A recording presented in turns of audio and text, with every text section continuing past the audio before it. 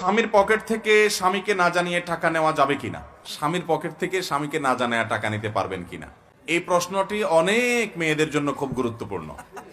একবার রমজান মাসে সম্ভবত সারা রাত আমাদের বাসায় রমজানের সবাই সাধারণত জেগে থাকে সারা রাত রমজান মাসে, দিনে ফজরের পরে এরশাক করে তারপরে 4-5-6 ঘন্টা একসাথে ঘুমায়। এটা আমাদের বাসায় একটা কালচার অনেক দিন থেকে।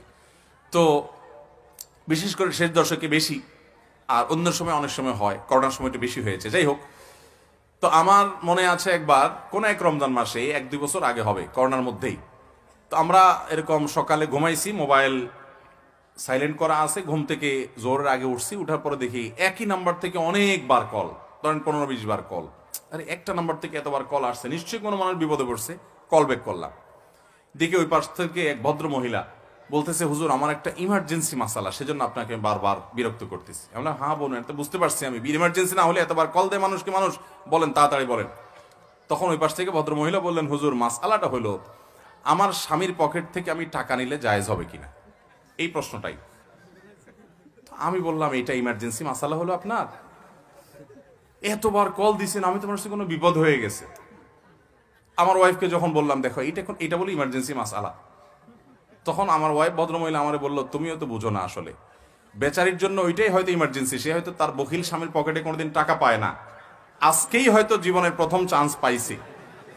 অতএব এটা তার জন্য এই মুহূর্তে জানা জরুরি। তুমি তোমার জায়গা থেকে সবকিছু হিসাব করলে তো হবে না, ওই বেচারের জন্য ওইটা ইমার্জেন্সি ছিল হয়তোবা। আমি বললাম, ঠিক তো, আমি তো এইভাবে চিন্তা করিনি, হতে পারে। তো যাই হোক, এই প্রশ্নের উত্তর হলো, মেয়েরা স্বামীর পকেট থেকে টাকা নিতে পারবে, এটা জায়েজ হবে তখন যদি স্বামী স্ত্রীর মধ্যকার এই বোঝাপড়া থাকে যে স্বামী জানে তার স্ত্রী দায়িত্বশীল, তার সংসারের প্রয়োজনে খরচ করে, বা তিনি যেখানে খরচ করেন সেই খরচের ব্যাপারে স্বামীর আপত্তি থাকে না। এরকম অনেক স্বামী স্ত্রীর মধ্যে বোঝাপড়া আছে না নাই? অনেকে আছেন যে হ্যাঁ, তার মানিব্যাগ থেকে তার স্ত্রী নিয়ে ভিখারিকে দিচ্ছেন, বাসার কোনো বাজার সদাই অনলাইনে অর্ডার করেছেন, সে টাকা দিচ্ছেন।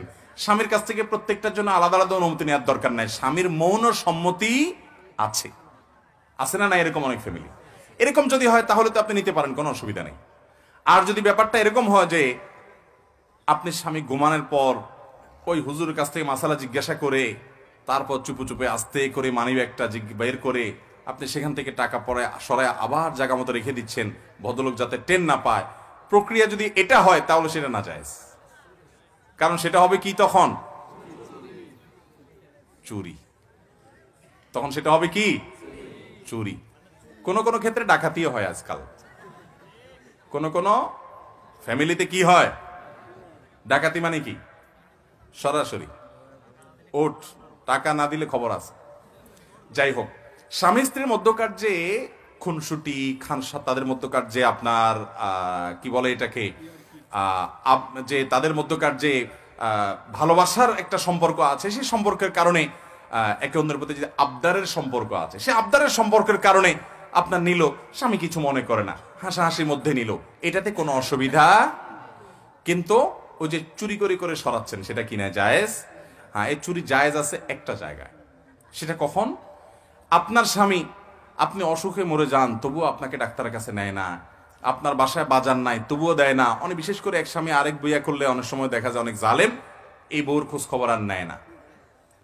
একেবারে নিত্য প্রয়োজনীয় তার যে প্রাপ্য সেটাও দেয় না, বাপের বাড়ির থেকে এনে বেচারি সংসার চালান লাগে, চাল ডাল কিনা লাগে। এরকম যদি হয়, তখন এই স্বামীকে যদি আপনি বাগে পান, তো আপনার যতটুকু না হলে নয়, যেটা আপনার প্রাপ্য অধিকার, ভরণ পোষণ, খাবার দাবার, চাল ডাল কেনার, এইরকম টাকা তার কাছ থেকে আপনি সরায় নিতে পারেন, এটা জায়েজ হবে।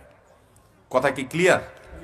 তাহলে স্বামী তার স্ত্রীর পকেট থেকে চোখ বন্ধ করে কেবল টাকা নিবেনই নিবেন, এটা কিন্তু জায়েজ নাই। বিশেষ করে স্বামী যদি আপত্তি করে যে হ্যাঁ আমাকে বলে নিবা, বা আমাকে না বলে নিবা না, বা স্বামী শুনলে না নারাজ হয়, তাহলে সেক্ষেত্রে তাকে না বলে নেওয়া যাবে